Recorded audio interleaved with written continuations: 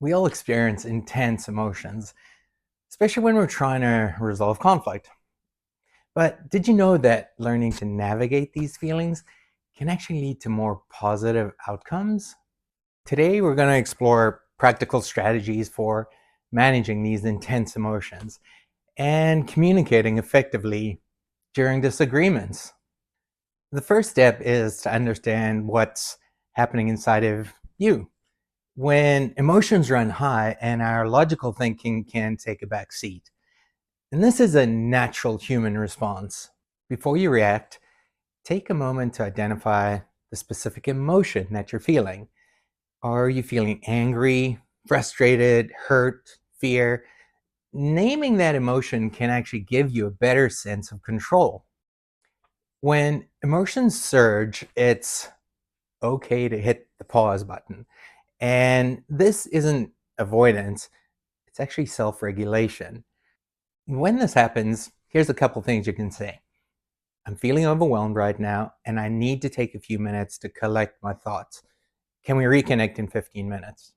Or I'm finding it hard to focus on a solution when I'm feeling so upset. Can we take a break and come back to the conversation in a bit?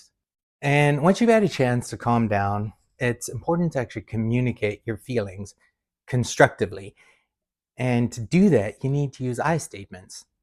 To do this, it focuses on your experience without blaming the other person. Instead of, you always make me feel ignored, try, I feel hurt when my ideas are dismissed without discussion because it makes me feel like my contributions aren't valued. I need us to listen to each other's perspectives before making a decision. I feel frustrated when we keep going over the same issue without finding a solution because it makes me feel like we're not making progress. I need us to brainstorm some new options together.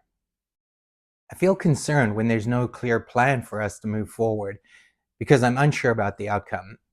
I need us to establish some clear next steps. Remember, conflict resolution is a two-way street. Practice active listening and empathy to understand the other person's perspective. And you can show that by listening and saying, it sounds like you're feeling frustrated about whatever it is. Is that right? I can see why you would feel that way given the specific reason. Once emotions are acknowledged and understood, you can move toward finding mutually agreeable solutions. Focus on shared goals and brainstorming options. Navigating intense emotions during conflict is a skill that takes practice, but it's incredibly rewarding. By understanding your feelings, communicating effectively, and practicing empathy, you can transform any conflict into opportunities for growth and stronger relationships.